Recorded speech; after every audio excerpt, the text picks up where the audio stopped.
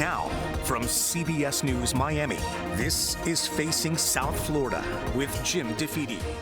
Welcome to Facing South Florida. I'm Jim DeFede. The fight over who will control Congress next year is heating up, and we're seeing it in Texas, where Republicans are attempting to redraw congressional lines so they can pick up 5 additional seats. The Democratic governors in California and New York are vowing to retaliate and redraw the House seats in their states to elect more Democrats.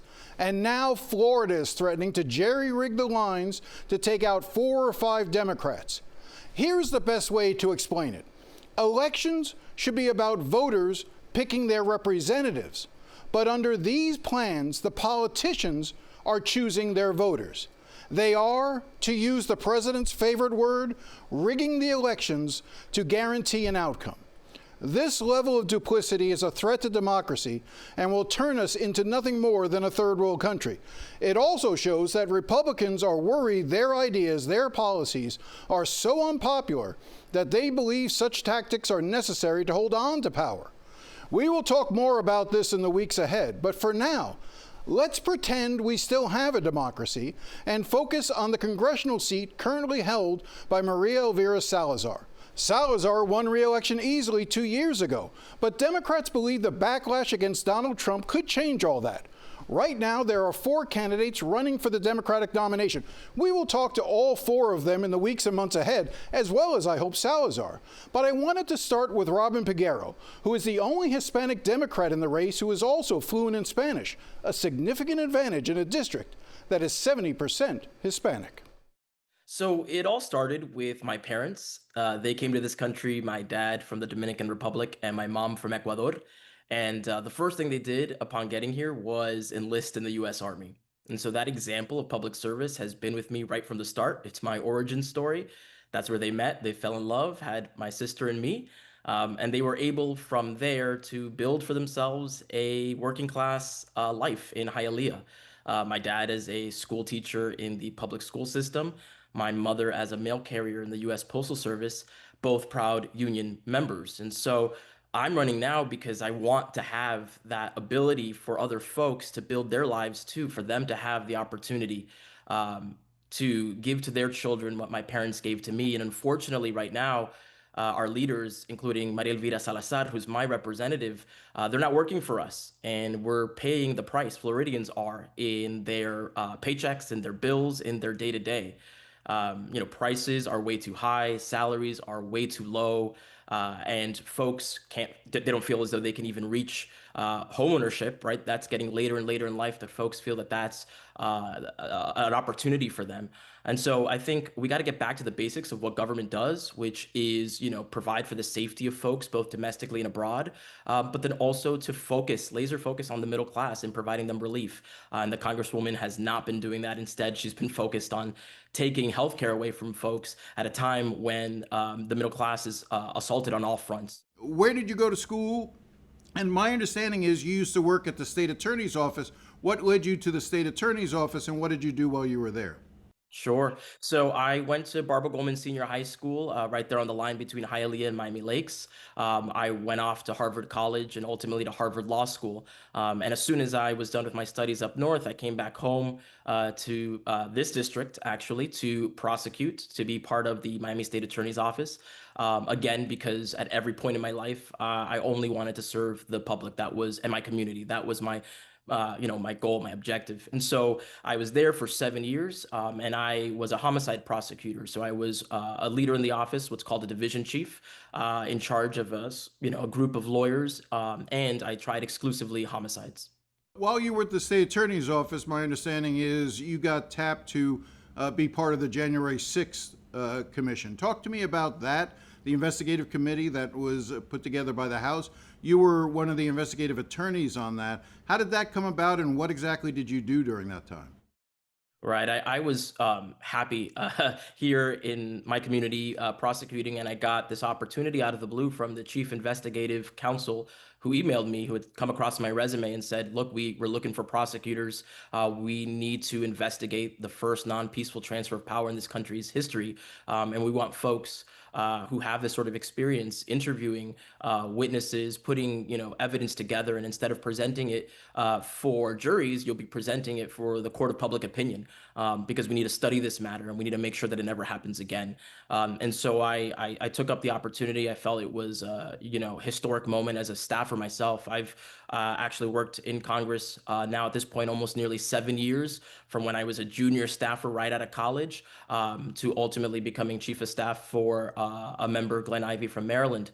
And so during this opportunity, I was watching January 6th, and I was mortified by the images that I was watching. And so I definitely wanted to take part of this historic opportunity, and it was an incredible job. It was an incredible time to be able to put together those summer hearings that I think a lot of folks tuned into, and to help write the report. I wrote a chapter of it in an appendix. And so I really think that history will show that work is of critical importance, and we need to look back to make sure that it never happens again. History may show that in that light, but I know there were a lot of people who believed after January 6th that it was so outrageous, so unacceptable, that Donald Trump was basically going to become a pariah, even within his own party.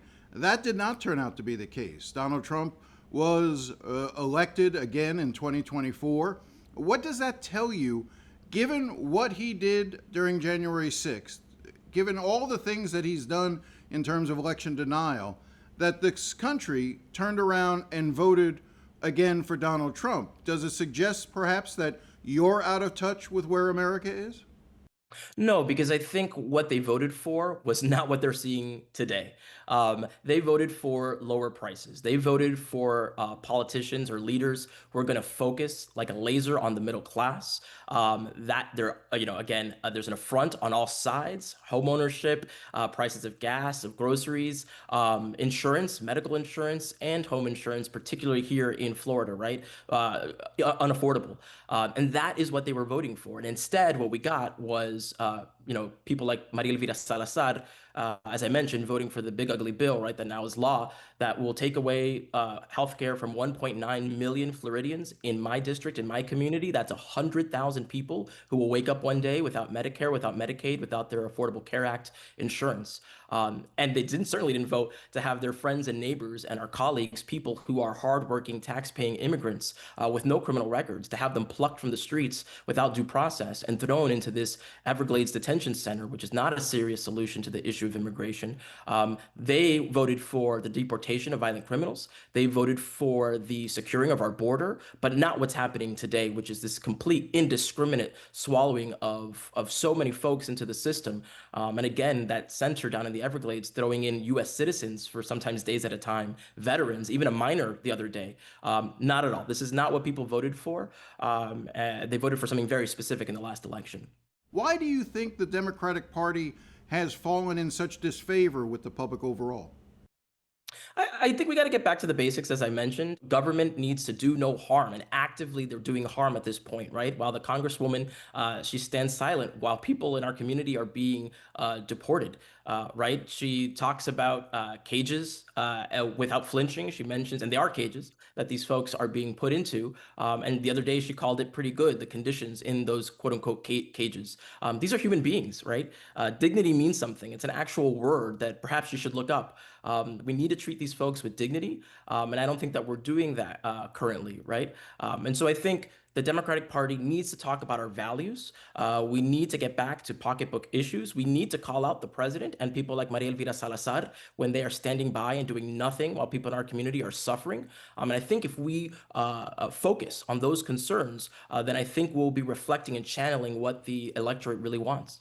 She would argue that she is trying to do something. She's offered legislation. You made reference to looking up the word dignity. She has what she calls the Dignity Act, which would allow for those who are undocumented, who have no criminal history, to remain in the United States for up to 7 years, essentially as workers here in the community. Isn't that offering something? So every Congress, she puts the same bill in every Congress. It goes absolutely nowhere. She knows that the leaders of her party will not pay attention to her like they have in the past. This is complete lip service. Or, it's a politician who's weak and ineffective, right? She's either doing it just to feign interest in an issue that she knows will go nowhere, and she has no power within her party. She's a voiceless, basically, in her party to get anything done. She's basically delegated the matter entirely to the president. She was in interviews saying that, he gets it, was her quote, President Trump, and said that it's really up to him. She actually literally said, it has nothing to do with me. It's her job. So she should step aside if she doesn't want to do her job and call out the president and defend people in her community who are being deported without due process. The other day, again, she called President Trump the Lincoln. She said that he will do for immigration what Lincoln did for slavery. I don't even understand the analogy. She seems to acknowledge that what is going on, the sort of lawless deportations, due process being violated, is akin to slavery. And yet she puts all her faith and trust in one person. A lot of people in my community, they fled from political violence. They fled from dictatorships, Cubans, Venezuelans. And instead, Maria Elvira Salazar, she's fawning over dear leader here, her president, right? And is in complete lockstep with him and never breaks, never calls him out for the harm that he's doing in the community. And I think that's problematic. We talked a little bit before about immigration enforcement, and I'm curious as to your reaction when you see these ICE raids that are taking place, particularly some of the videos of vans of masked agents pulling up and grabbing people, whether it's in courthouses where they're going through their immigration process, or at farms, or at construction job sites, or at Home Depots. What's your reaction to the way ICE is conducting itself these days? Yeah, it's abhorrent. As you mentioned, these folks aren't violent criminals. In fact, many of them, the studies have shown, no criminal record whatsoever. And yet they're being plucked off the streets, again, without due process. I was a prosecutor. I believe in the rule of law. It's why I went to go serve on the January 6th committee, because ultimately, no matter what the result was in a trial, if it was not guilty or guilty, I felt confident in the result. The result was legitimate based on the rules that we had established beforehand. And this president and Congresswoman Salazar, by standing by and being silent while it goes on, they are allowing this lawlessness, and it's unfortunate. It's horrible. So I think there's a moral issue here that we have to call out, but there's also an economic issue. These folks are contributing to our economy. Again, folks who have no criminal record, who have been paying their taxes. Our agricultural sector, so many different sectors of our economy will collapse when prices will go high, will climb even higher if we continue to indiscriminately deport folks, send them at times even to countries where they're not even from. It's complete lawlessness. It's complete chaos. And instead, the administration is focused on photo ops. They're focused on PR gimmicks with so-called alligator Alcatraz. That is not treating the immigration system seriously. We need to fix it. It is broken. We need to secure our borders. We need to deport violent criminals. And we need to stop what we're doing with hardworking, tax-paying immigrants and provide them a pathway to citizenship. When we come back, we meet the woman who hopes to unseat State Representative Fabian Basabe. Stay with us.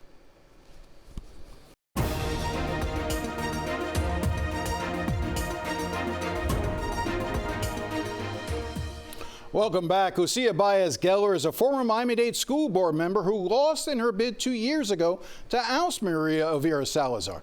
This time around, she has her sights set on State Representative Fabian Basabe, who is currently facing a civil lawsuit by 2 of his male aides accusing him of sexual harassment.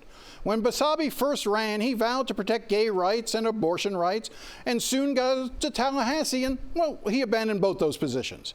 I asked Baez-Geller why she decided to challenge Basabe. Well, Jim, I believe that I'm the type of leader that District 106 deserves, someone that's focused on bringing a better quality of life to the residents of 106. And I am laser focused on that, making sure that we're tackling the real issues right now going on, affordability, property insurance, making sure that there's someone there in Tallahassee speaking up and that represents the values of 106. And very much I am somebody that I believe that I can bring this type of leadership.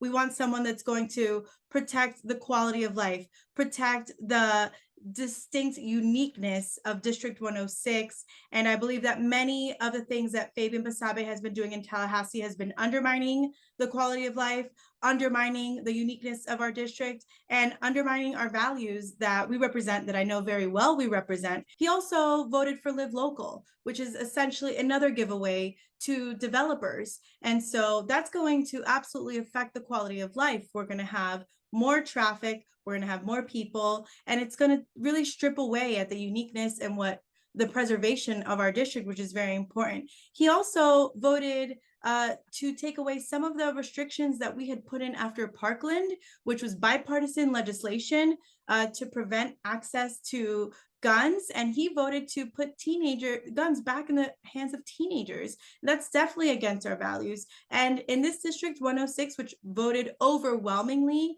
to remove the restrictions for abortion bans, 60% of the district voted to remove the restrictions. He took a walk and he hid like a coward, and he was not there. And so he's been rubber stamping a lot of policy for big companies, big developers, and that's not the values of our district. So I think what you're referring to with regard to abortion is that when the state legislature was voting to lower the number of weeks to 6 weeks, to basically put a ban on abortions after 6 weeks, Basabe didn't vote. He basically went to his office.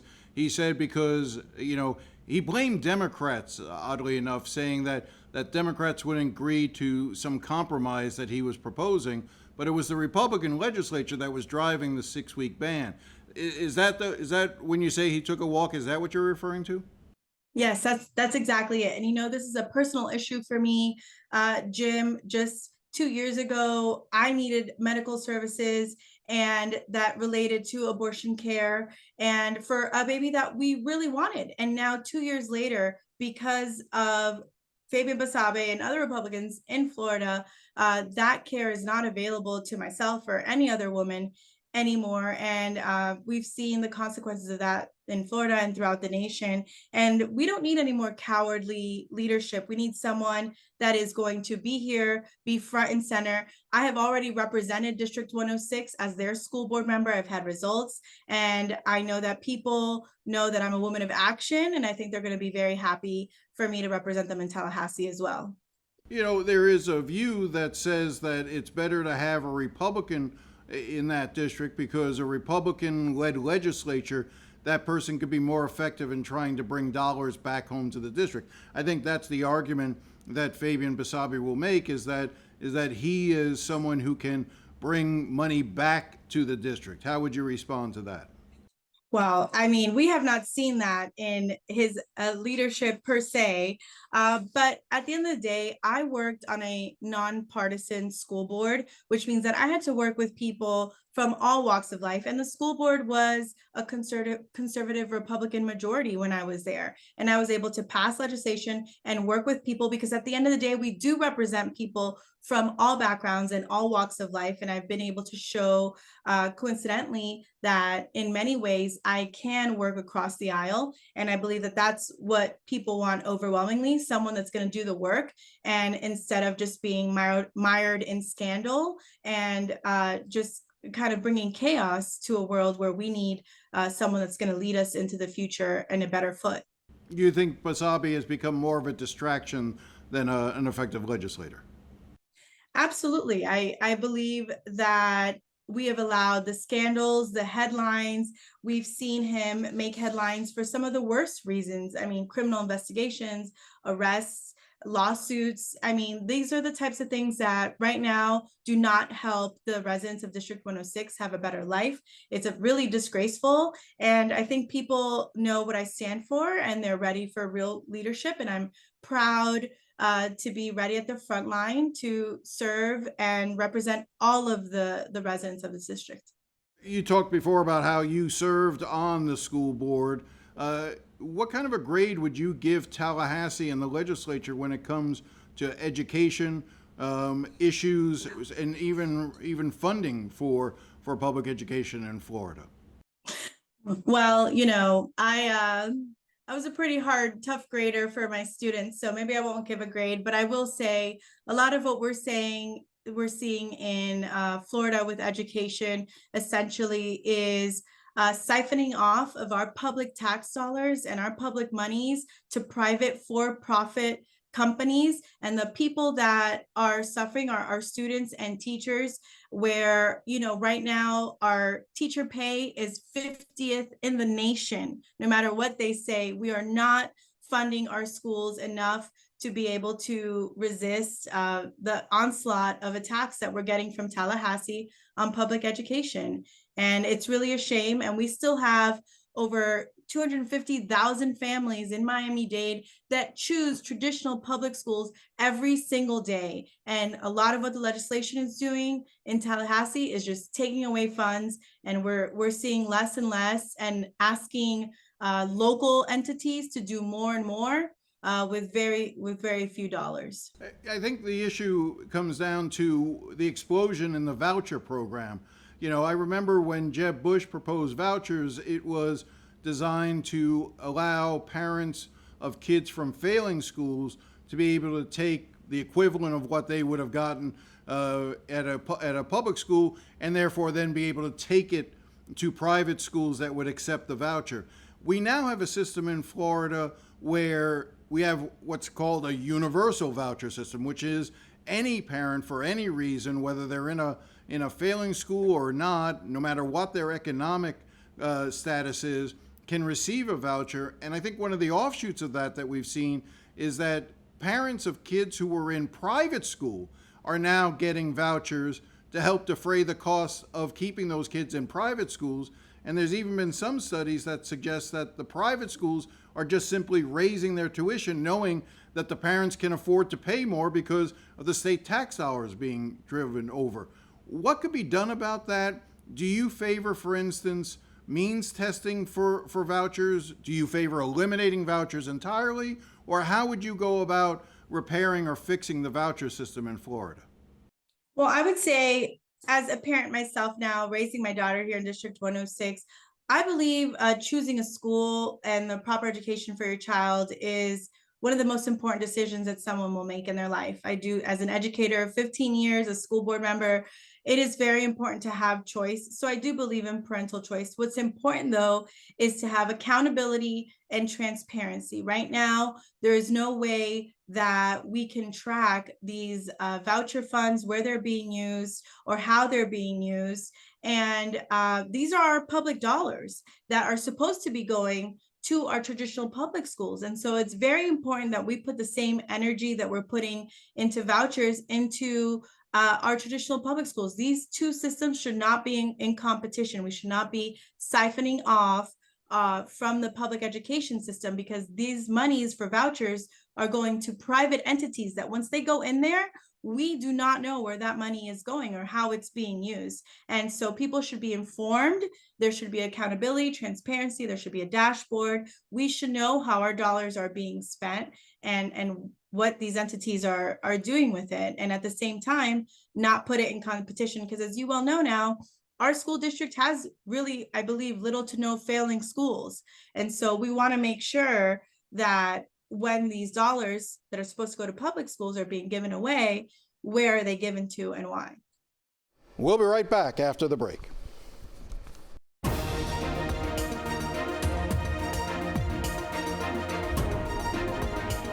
Well, that's all the time we have today. If you have any thoughts or comments, feel free to contact me at jdefede@cbs.com. I do enjoy hearing from you. Thanks again for watching, and enjoy the rest of your day.